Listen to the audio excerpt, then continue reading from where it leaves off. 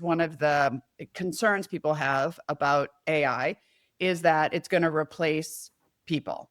And specifically, my focus is in dental offices and dental teams. Yeah. I'm really trying to get dental teams to recognize the importance of embracing AI in their practice, because not that AI is here to replace people. However, in I say 3 years, it might be sooner than that, but 3-ish years, if I go to hire somebody to work in my office and I have one person who takes 3 hours to do something, but the other person uses AI and they can do it in 30 minutes because they use AI. Yeah. When it comes down to it, I'm going to have to hire the person who's using AI. Yeah, So absolutely. we still have jobs, but we are going to be more efficient. And so because I had a dentist in my audience a couple of weeks ago when I was speaking on AI, and he says, I'll never use AI in my practice. And I'm like, you already are. You don't know it. have it. And if you have that mentality and your team has that mentality, you're going to get replaced by the dentist across the street that does use AI, because patients can call and the phones get answered, and they get their things that they need. And if your office isn't embracing it at some point, or if you're an employee who's not embracing it at some point, you will get replaced. AI isn't just changing dentistry, it's completely redefining it. Tune into BYTE SIZED Podcast, the dental AI and tech podcast, and stay ahead of the curve. All right, everybody. Welcome to another episode of BYTE SIZED Podcast, where we tackle dental AI and technology topics. And I've got a gangster on here with me, an OG in the dental industry. I've never been called gangster. I'm loving that. Well, I'm from the 90s. It was a cool term back then. I don't know if it's good anymore, but you know what? You made me a front office rock song, a 90s like R&B song. So I'm from there. You know what? I don't know what song we're going to play at the beginning of this, but the song that we just played is a song about Laura. All right. Did you like it? Yeah. I'm going to make another one. Well, I'll do something fun and upbeat. It'll be cool. You'll like it. All right. All right. Well, cool. I'm so glad to have you on, and we've known each other for and over a decade, but we've never been doing something kind of together. You know what I mean? We're kind of like, we're both got podcasts now. Well, wait, you don't have a podcast. You just have your newsletter. That's called Brush Up on AI. I'm subscribed. Everybody needs to subscribe to it. The link will be in the show notes. I'll let you talk about that in a second. Okay. And Laura has been in the industry for well over 20 years, was the creator of Front Office Rocks. If you've heard of Front Office Rocks, which was like the company that would train your front office to not screw up and be awesome, basically. Scripting, all that kind of stuff, sales capabilities, whatnot.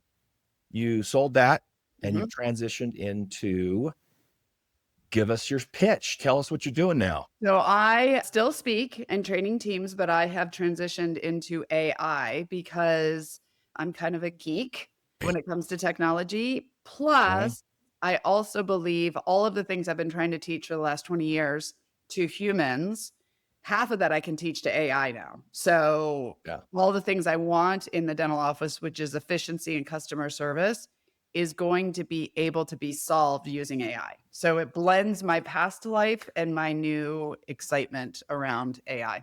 Yeah. When you started getting into ChatGPT, when it launched, did it just kind of blow your mind? Oh my gosh, literally. And it now looking back, I mean, it's been a couple of years, right? And just the amount, 2.5 years, came out in November 2022, kind of publicly. Yeah, exactly. And just the fact, but then when I go speak, 2023, sorry, 2023. When I go speak and I talk about it, and there's like a quarter of the room who still don't use it or don't know what I'm talking about. And I'm like, okay, so we've got to bridge this gap, because it's life-changing, work-changing for sure. It's actually 2022. I've got a year. There's a year lost in there. Maybe it was when I got that free bottle of Xanax. I just lost a year or something. A year's a long time. A long time. No, don't take Xanax. There we go. That's not a plug for Xanax. All right. Memory loss problems. Yeah. So it kind of blew your mind. Same thing with me. Like we on the My Social Practice end, we were getting ready to hire a new copywriter. Good copywriter, you pay $70,000, $80,000 for a good copywriter. And man, when they came out, and I'm just like, wait, we can probably produce 3 or 4 times as much copy with our current copywriting team, I don't think we need to hire, and we just streamlined everything. It was crazy. Actually, it's funny. I was just talking to somebody about this yesterday. When I got ChatGPT, when I first started playing with AI, I was like, oh my gosh, I'm going to save so much time. Things are going to go so much faster. And then for like 6 months or a year, what I did is I tripled my workload instead of taking 3 times as much. And then I was like, wait, hold on. This is supposed to be able to give me part of my life back and be more efficient. But yeah, you can be like so much more productive if you really lean into AI. Yeah, technology has a tricky, a slippery slope where efficiencies, it looks like efficiencies, but then maybe you get stuck in a circuitous pattern with more work trying to be more efficient. We're not going to do that on this podcast. We're going to get some ideas on how to speed things up. Yeah. Well, speed things up. And then you can use the AI for like balance in your life, which we've all been talking about, work-life balance, right?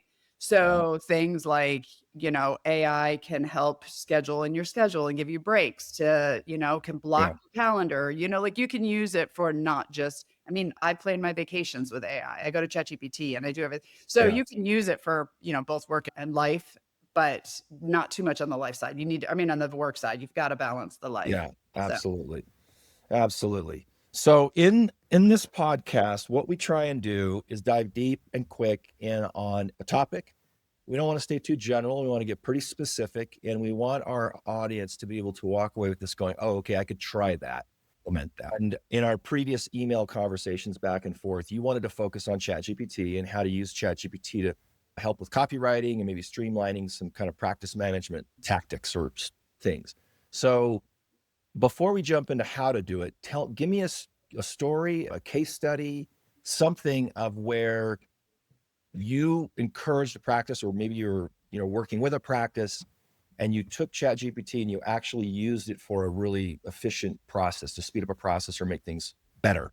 Well, so I'm not a coach, so I don't go in office and consult, though I am tossing around the idea of going in and help to implement AI now across practices. That's my next, because I am a trainer and I love to train. But I run a office manager mastermind, and we were on a call. This mastermind is for ADOM. It's literally just for office managers, and we're growing on our leadership skills and stuff. And we had an open forum where I was like, okay, bring me your problems. Like, let's talk through it as a group. There's 15 people in this, and none of it was supposed to be AI, none of it. But as they were listing their issues, I need to hire, I need to write a job description, I need an outline for onboarding a new employee, I need to talk to my doctor about a difficult discussion, I need to handle this patient. I was biting my tongue, and like halfway through, I'm like, all right, are you guys okay with this? Yeah, like, get on your phones, like, let's get ChatGPT out and literally let's start to put these issues, these things into ChatGPT and see where it can help. And mind blown. Like, everyone was, the whole group was like, what just happened? Yeah. So I almost feel like I'm doing a disservice by coaching and consulting and training now without leaning into, because you have to understand the foundation of it, but AI just makes it so much faster, right? It's just a brainstorming tool and outline and stuff. So that was just a lot of fun because I felt like I was just giving him the golden nugget. Like, here's the thing. Here you go. Easier. Here you go. The thing is, when you dump ChatGPT on somebody who hasn't really had, or any AI tool, ChatGPT is what's called a large language model. There's a lot of them now. ChatGPT kind of led the charge with coming to market first, but Google has Gemini. There's a product called Claude. There's Perplexity. Musk launched Grok. They're all kind of the same thing. And you're listing all these. I have a question for you, because maybe and if you don't, we're going to find it out. But somebody came up to me and said, like, Perplexity is more news-based, right? So somebody came up to me and said that there's a new one that's more research-based, that dentists and hygienists and the clinical team might want to focus on if they're looking up clinical research. I'm not sure. Okay. We can look it up and we'll find it in 5 seconds. We could probably ask ChatGPT to tell us. True. Exactly. But that nothing comes to mind. I have read some articles about, I actually used a product called GetReach, or excuse me, not GetReach. GenSpark, GEN Spark. Really cool tool. Notebook LM, which is a Google product, is a really great it's a really great tool where you can dump in resources and then it pulls directly from those resources. So it narrows any hallucination effect.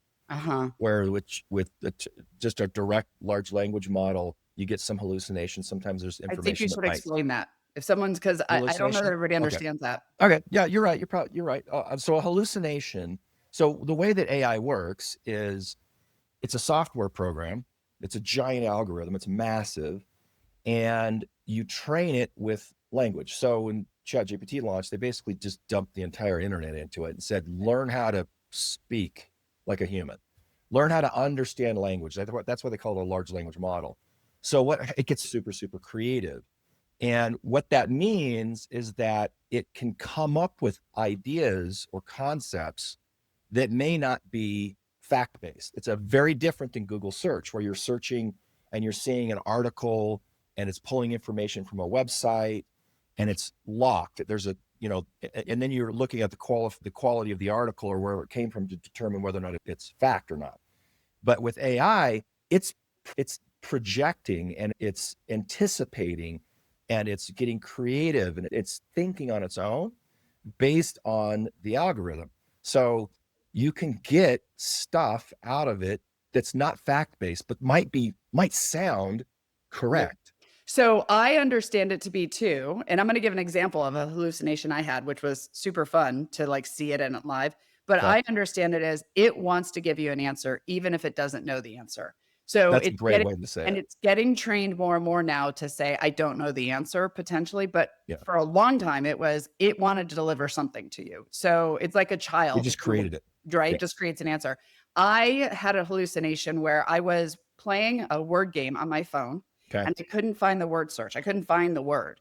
So I took a screenshot of the word search and gave it to ChatGPT and said, help me find the 5-letter word. And it came back and it was like, oh, that's easy. It's yield. So I went to the word search and I looked for it and I couldn't find yield. And I said, where is it? Where does it say yield? It said 4th row down, second one from the right. It wasn't there. So I went back to it and I said, I don't see yield in my word search. And it says, oh, I'm sorry. You're right. Yield is not in there. It is stops. 3 or 4 times. It was trying to answer. There was probably some glitch between the image, the translation of the image and text into a response. And so I ended up going to Claude, which is also why we're talking about different tools do different things. I took the same image to Claude and Claude found it was zebra, which the word was about intersection. So I don't even know. Zebra is, I had to ask intersection, crosswalk. Black and white lines. Yeah. So, but Claude ended up finding it where ChatGPT kept giving me wrong answers. And it was like, oh, I'm sorry. You're right. It's not that word. And that was true. I was like, oh, it's hallucinating. I know what it's doing. It just did it. It just did it. Yeah. What's happened over the last year and a half, 2 years since this kind of like took off? The hallucinations 2 years ago were out of control, so to speak. I'm getting very few hallucinations now. And it has a lot to do with multiple models. Some models are more restrictive. Some more models are more creative. Claude is really great for copywriting. It understands language better than other models. Perplexity can read the internet really well and derive information from it. So you can use different models that kind of specialize in different things. And I anticipate, and it's not even anticipate, it's happening. Models are being brought out that are specialized models, so that like GenSpark, that one I mentioned earlier, I gave it a prompt and it built me an ebook. Like it was pretty freaking wild. Matter of fact, the ebook that you and I are writing together, which if I'm done, I'll drop in the notes. I'm going to use that as a rough draft format to kind of get the architecture for the ebook. But when you go to build an ebook and it's not just copy, it's actually design elements and it looks nice. If you hand that off to a graphic designer, you're talking about 40 to 80 hours of work, if it looks good, depending on the length of work. And you can shortcut that real quick by giving a great prompt to this particular to this GenSpark product that just gets you like 90% of the way there. And you just cut out hours and hours of labor. So there are specialty models. And the one that you mentioned earlier is probably one I haven't heard of, but the one that's a medical focused model. Yeah. Because they're all going to be fed. Like I was listening to a book about AI recently, and it was talking about, like, for example, Wall Street Journal. They've got all of their newspapers from the amount of years they've been around.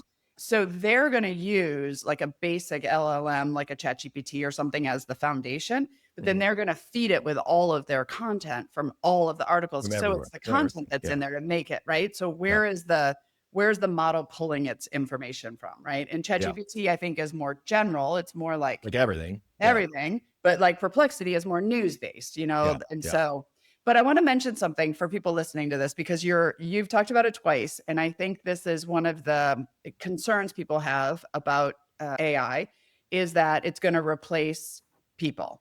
And specifically, my focus is in dental offices and dental teams. I'm really trying to get dental teams to recognize the importance of embracing AI in their practice, because not that AI is here to replace people. However, I say 3 years, it might be sooner than that, but 3-ish years, if I go to hire somebody to work in my office and I have one person who takes 3 hours to do something, but the other person uses AI and they can do it in 30 minutes because they use AI.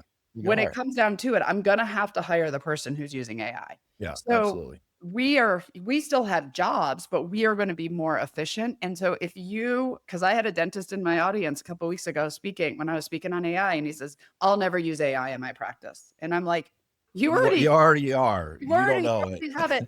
And if you have that mentality and your team has that mentality, you're going to get replaced by the dentist across the street that does use AI, because patients can call and the phones get answered, and they get their things that they need. And if your office isn't embracing it at some point, or if you're an employee who's not embracing it at some point, you will get replaced. And so it's just about helping us be more efficient. It's every new technology is exciting and terrifying. I mean, it just is. And we're still on the cusp of a lot of people being introduced to actually using it.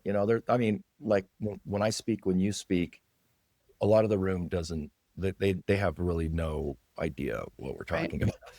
Which is funny. So I live in Coronado, California, which is a senior community. And they had a special, except for you, right? But military and seniors, but they had a thing at the library 2 nights ago. My husband and I went, it was AI. And I was like, what am I walking into? And the guy was a graduate student at UCSD, and he actually he's working in AI. So it was super geeky. It was really high level. It was like way over the audience, like really, like he was talking about the model and the whole thing. But he asked in this room, there's probably 30 people, and I was the only one who wasn't full gray hair. Everybody else was gray hair. And in the room, he said, who uses ChatGPT? And 100% of the people in the room raised their hand. When I do audiences, it's crazy because they don't all raise their hand. And I like took a picture of the room because I was like, I did not expect that. Like I was like, oh, these guys are probably like, that's awesome. What? Yeah, it was crazy. It was pretty. So dental, we tend to be a little bit behind. So, like the seniors are getting it. It's time for us to get it. Yeah. That's cool. Yeah. All right. Do you have, let's go back to ChatGPT. Do you have an example? I mean, you gave the example of you going to the ADOM meeting and kind of talking about it, but do you have a specific example that we can kind of piggyback on and then talk about what kind of practice do if they're not using it, or if they're not using it in effectively, what's something they can do today? And then how do you do it? So the number one thing that offices are starting to embrace AI to use is communication with patients. And you don't have to use ChatGPT if you're using, depending on your communication, like Gemini or something like that. But being able to better word your emails to your patients, being able to better, write a letter to patients, like going to AI to say, help me draft a letter about getting out of network. Or we have an angry patient who is upset about their bill. Help me draft an email to make them. So a lot of our team members are good at what they do, but maybe not really good on the communication side of things. Having AI help to brainstorm and reword things, that's the easiest thing that most offices who are starting, they're just like, oh my gosh, or writing a narrative to an insurance, or writing it, just the writing part of things, like you said, copywriting, right? Just that part. And it can help, you could say, make it more official, make it more, formalize it, make it more casual. And it gets out of your head what you want to say and puts it in such a way that is good for the person that you're sending it to. So that's the easiest thing to start. That's the perfect place to start, because it's kind of level one AI introduction, and it's so simple. It's so good. In order to do that, you have to learn how to prompt. Prompting is If you've not heard that word, prompting is an instruction that you give to an AI system to get an output that you want. I wrote an article, I'll drop it in the show notes, called the WAC model, WWWAC. For you and I, WAC was bad when we were kids. It was not a good thing. Yeah, right. WAC is good in this blog article. But it's, hey, who, what, why, audience constraints. And there's a whole bunch of different ways you can go about this, acronyms you can use. But basically, it's just a structure on how to actually prompt correctly. Have you written anything about prompting? I'm actually making a course right now on prompting, but I haven't written anything on prompting. Is it going to be one of your speaking topics? Yeah. Okay. Yeah, for sure. So Laura Nelson Speaks, is it lauranelsonspeaks.com? Yep. That's in the show notes. We'll put that in the show notes. Laura's going to have, I don't know how many courses you have, but you're going to be having courses. Yeah, I'm going to be, quite a few. as things evolve, I'm going to be making courses. And actually, funny enough, but I'm making courses using, I did the first 2 modules with me, and then the remaining modules are going to be with an avatar of me, which is AI. Which product are you using for the avatar? Synthesia. Oh yeah, that's a great one. And it's gotten so much better. And the great thing about it is because AI is going to be changing so much, I don't want to film something today that says this is how you do it, because 6 months from now, it's going to be different. And I can go into Synthesia and I can just change the copy and the AI. So instead of me filming it and worrying about having to refilm it, I'm just going to use AI avatars. Yeah. So Synthesia, for those of you who haven't looked at that, or there's another one called Be Human, there's a whole bunch of them. But if you search AI avatar or something like that, you'll find a whole bunch of companies that do it. But what you do is you basically sit straight to camera, you speak for a couple minutes, it records your position, you turn a little bit here and there, and it basically models your image. And then you give it a script, and then it actually speaks the script. I have one that if we could put it in the show notes, I have one that explains how Synthesia works, and it's my avatar so people can see it. So they can see that in there. Yeah, exactly. So and then what you do is you don't have to re-record. You just write the script, dump the script in, and it just shoots another episode with your avatar. And you can change languages. So I don't speak Spanish, but I speak Spanish in this Synthesia, right? And it's actually really good. I have that. I introduced Be Human and Synthesia in one of my AI presentations, and I haven't gone and updated the slides and the videos and stuff in it. The stuff I've been using is about 6 to 8 months old. I'm sure it's infinitely better now. Oh yeah. It's gotta be. And it was good then. I've been playing with it, and I filmed my avatar maybe 3 months ago. And then I just because I got my hair cut and I was like, I think I look better. I'm going to do it again. So I redid my avatar and it's that much better, like the words and stuff. And so, yeah, it's still creepy a smidge, especially if you know me, right? If you know me, you're like, that's a lot, right? Not her.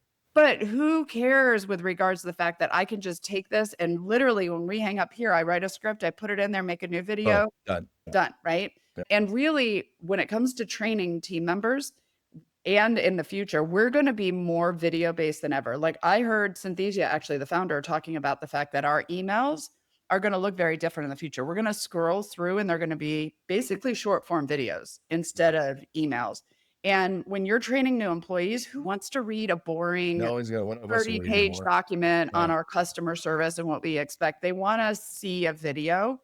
And so even if it's with an avatar, and I have my voiceover, my little avatar, they don't care that I'm not 100%. They're learning the content in the video. Yeah. So. All right. So an action item here would be in the show notes. We'll have some prompting guides. Laura's website for her educational presentation. She comes out, does a presentation, or actually you'll be inviting people to a location. I'm doing a whole bunch of stuff. So just, get connected and come. Get connected. Yep. Follow her because she'll have courses specifically for dentists and dental team members and like solving problems using AI. And going back to why I have an interest in this, just so full circle, why people are like, why is she talking about AI? I believe we have a backdoor problem in our practices. I think we're losing more patients out of the back door. I know we are. We're losing more patients out of the back door than the front door. And the 2 reasons are because we don't have enough time to give good customer service and we're not running our systems well. And so I really believe that AI is going to help our teams be able to run our systems better, be more efficient with our time, so that we can give more and better customer service to our patients. And so that has really always been my interest in. It's about patient care. It's not just about playing with the latest technology, but I do think that this latest technology is a game changer. Like I never thought I would see this in my lifetime. And Oh, so nobody. that's part of the reason why I really want to train on this, because I want the team members to embrace it, understand it. And then as an industry, we have to deal with the fact that we are so used to running behind. We're so addicted to being overwhelmed. What do we do once we're efficient, right? Which I lean into. We go to lunch on time. We have that team meeting we say we're going to have, Yeah. we're not having. We're actually going to go home at 5 o'clock. Like there's such a benefit to it, but we've just been so used to always running behind, right? And so it's going to be a cultural shift for Yeah. sure. Yeah. I think the practices, just piggybacking on, not even think, I know that the practices that lean into this technology will become far more efficient and far more streamlined. It doesn't also, it produces a higher profitability for the practice, but I believe the patient experience will be a better experience when you have AI and the human, like it's a human work with AI in the loop kind of thing, right? So anyway, the call to action here, definitely subscribe to Laura's newsletter, Brush Up on AI. I get it. I read it. She spends a really great amount of time. I can tell you spend a lot of time on those, making sure it's direct. It's got great advice. That'll be in the show notes. When you subscribe, you're also going to give them a prompt. What was that 25 items? What was 25 it? ways you can use AI in your practice. Okay. So Yep. subscribe to the newsletter, get the 25 ways. And then the first step is go set up a free account with ChatGPT. Use Laura's 25 ways, which I believe in your instruction manual there walks them through kind of how to get going. Yes. Yep. Okay. All right. Yep. And Do another that. thing I would say is we're all new to this. The part of the reason you're doing this podcast, you and I geek out on this all the time, is because this is new technology, right? We're all learning it together. Yeah. And so as a dentist, many times if you feel like you have to be the expert, this is a perfect time to go to your team and say, I don't know what we're talking about. You don't know what we're talking about. Let's go learn this together, right? Because your team, you're going to have people on your team who are doing this at home on their own. You're going to have people on your team that are afraid of it. You're going to just like you. So be very transparent and saying, we don't know what we're talking about, but we're going to go learn it, right? And there's a lot of resources, a lot of stuff that you're offering and we're doing together to help the dentists and teams learn it. I love it. Laura, you're amazing. Thank you. I'm so excited to watch your brand grow and for you to start doing a lot of these trainings and the live events that you're going to be doing.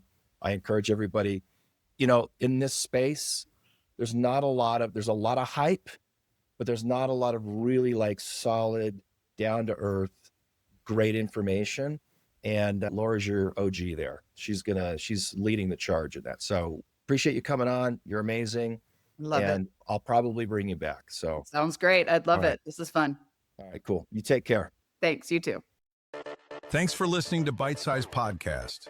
Tune in to stay up to date with everything dental AI and tech